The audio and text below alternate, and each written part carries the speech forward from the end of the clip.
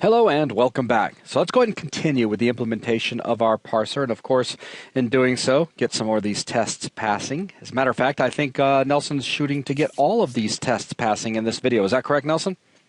Yes. Obviously, there's more capabilities that we need to add to CGS incrementally, but I chose these tests initially because it will allow us to basically go over the simplest parts of the parser first. So we're going to go ahead and make these tests pass and then write more tests after that. Awesome. Okay, so let's get started.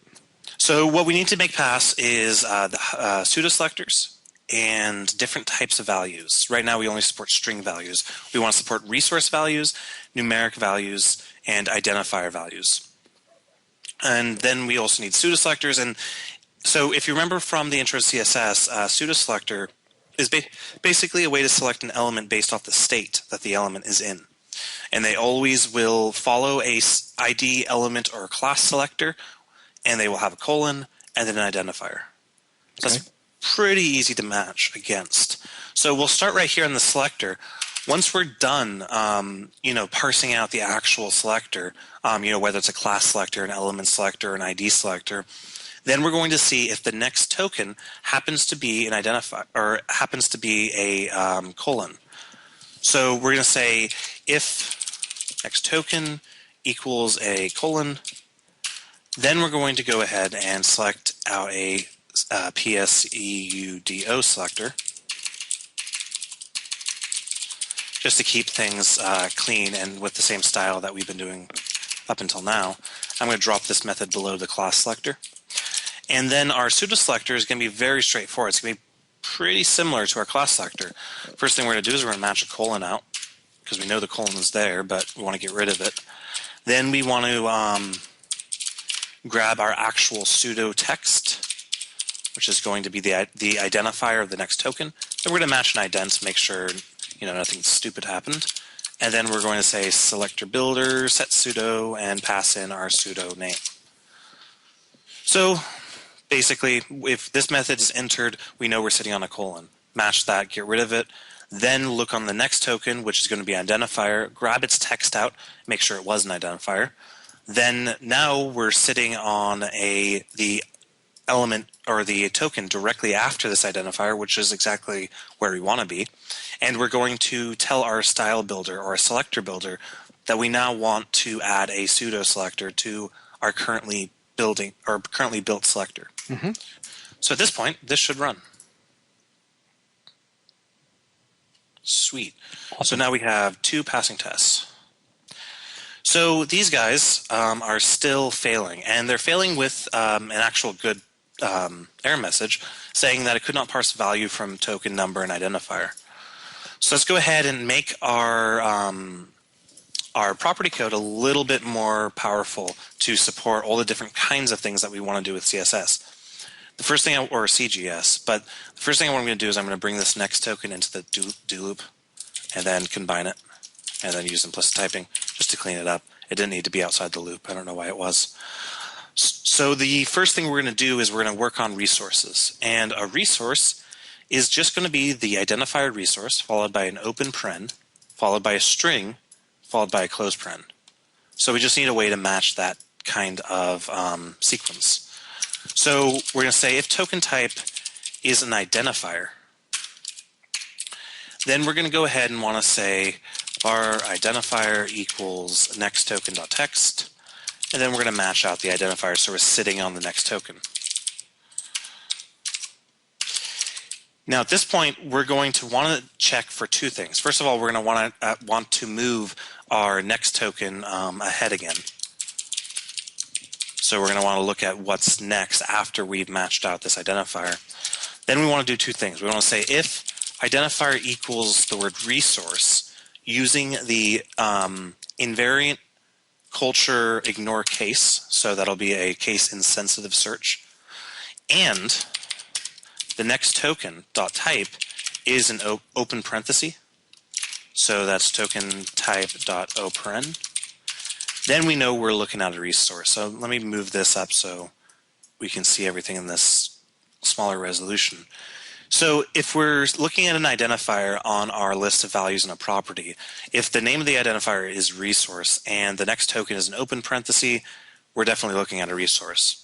So the first step is to match out the operen, get that out of the way. Next step is to get our string token and grab him, then match our string token out of the way, and then finally match our cparen out of the way. If any of these are because remember the match method will make sure that what we're passing over is what we pass in. So an exception will be thrown if there was not an open parenthesis, a string, and then a closed parenthesis. Right.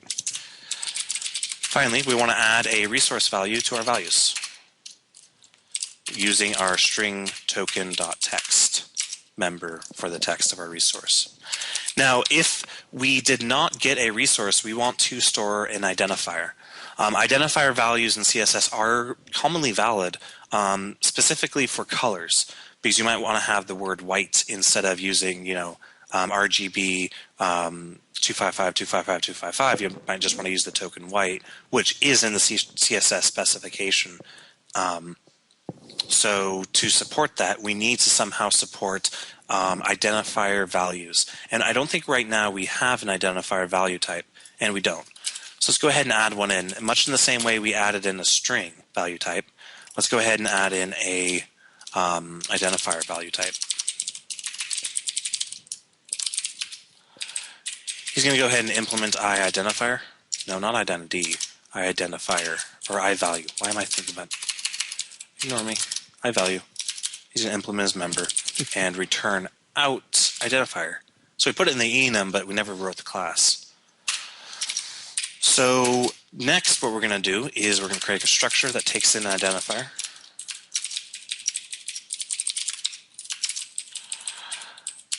Then we're going to create our equality operator for our identifier value object. So if you don't have resharper, take a look at that code. It's very similar to our string value type if you've already written that out. Finally, we want to go ahead and implement our formatting members. So just like how a string will just return its string, we're just going to return our string. So public override to string, return identifier. So yeah, now we have our identifier value object. We can now do this, values.add new identifier value, and then pass in our identifier. So yeah, this will match both identifier value objects and such as like the word, like if you did color white, this would be an identifier, and this would now be properly passed into the set property method. And we can also match resources. So let's see what that does to our tests. This one should pass. And it does. All right. So now we have one more. And this guy is still failing because we do not have number parsing in yet. And if you remember, a number parsing is a number token optionally followed by a unit token.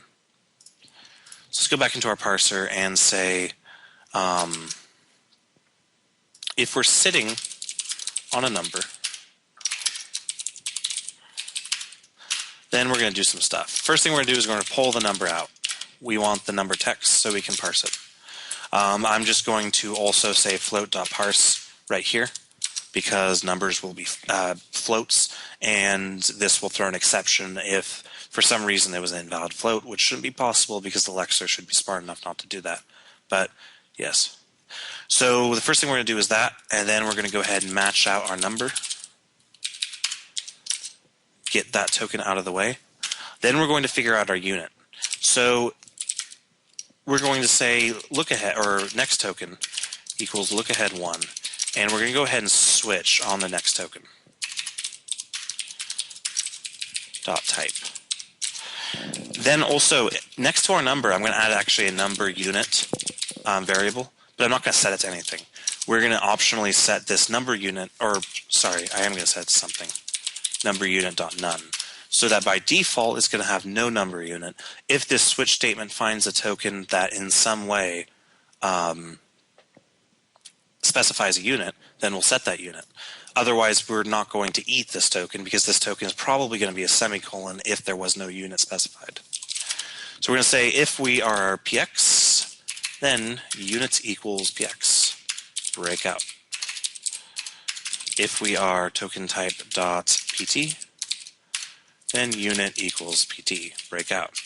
And those are the only two, with the exception of percent, I'll do that in a sec, but those are the only three modifiers we can add to numbers with this. So a breakout. If we are on a percent, then we're going to say unit equals number unit dot percent, which doesn't exist yet. So I'm going to go ahead and add the percent member to our number unit enum. So remember, number unit is up on our compiler project under the value objects namespace. So go ahead and add the percent net member to that. So finally, I'm going to break out of that. And by default, we will have our unit being none. And we're also going to want to go ahead and match out these tokens as well, because we want to skip over the px, the pt, and the percent, so that we're sitting on the semicolon or the next value so that this loop can continue.